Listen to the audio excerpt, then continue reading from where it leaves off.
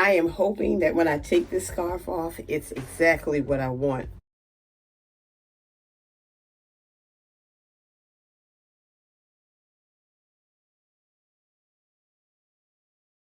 Good afternoon. I am hoping that when I take this scarf off, it's exactly what I want. I styled my hair earlier after having virtual church because I didn't have to go out this morning. I listened to my brother's message online and did a few things around the house. On Friday, my husband and we went out and got something to eat. I'm going to show you a little clip from that because in Orangeburg this weekend we have the Rose Festival, and it's still going on today. But we're not going out into the gardens and walking around. We're going to go spend the day with one of my brothers. And I wanted to show you how I styled my hair for today. And later on in a clip, you'll see me fast forward through all that I did to style my hair. But before I do that, let me thank you for your support, for your love, your kindness that you've shown to me, Jean G, and my family. Thank you for being a part of this Jean G family on YouTube as well as Instagram. Thank you. And if you're watching this video and you have not subscribed to this channel yet, come on, join the Jean G family. There's always an open invitation for you to spend time with me. Okay, let's see what's under here.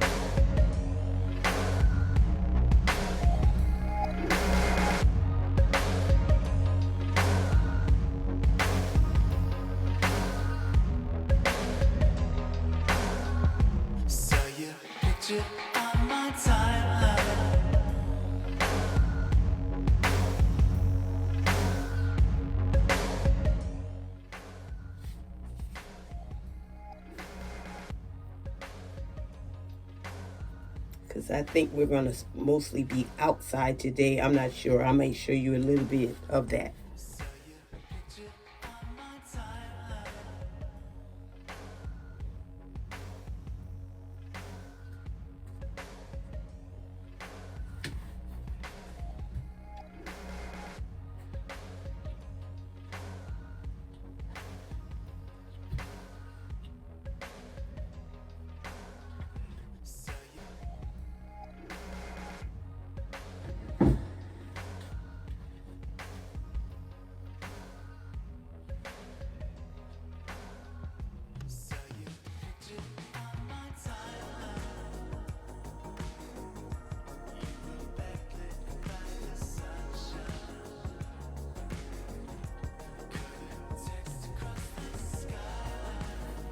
Now stay tuned to see how I achieve this look.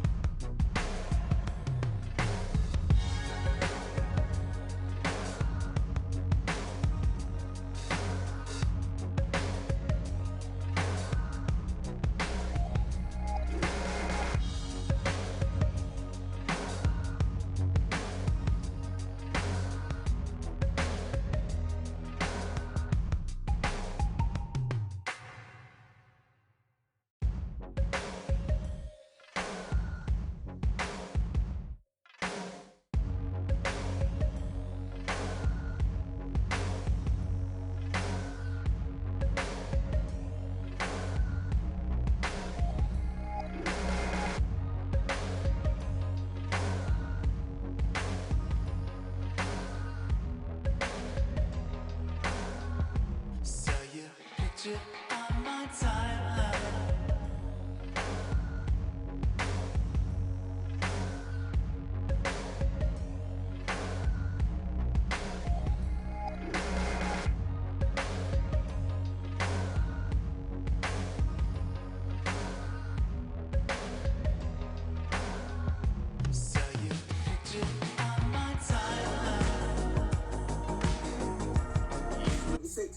whenever you eat the bread and drink the cup, you proclaim the Lord's death until he comes back. It's a statement of your faith. It's a statement whenever you do it, whenever you eat the bread, whenever you drink the cup, you proclaim the Lord's death until he comes back. So the question then is, who should participate in the Lord's Supper? Based on Jesus' teaching in the book of Mark, chapter 14, verse 22 to 26, that only the believers should participate. Only the followers of Jesus Christ.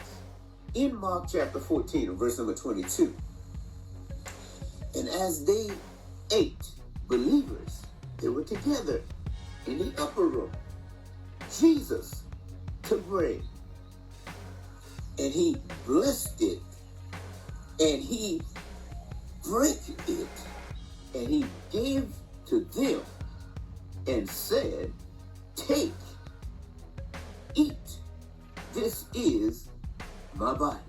So as we see Jesus teaching and who is present with him, they were all believe Jesus,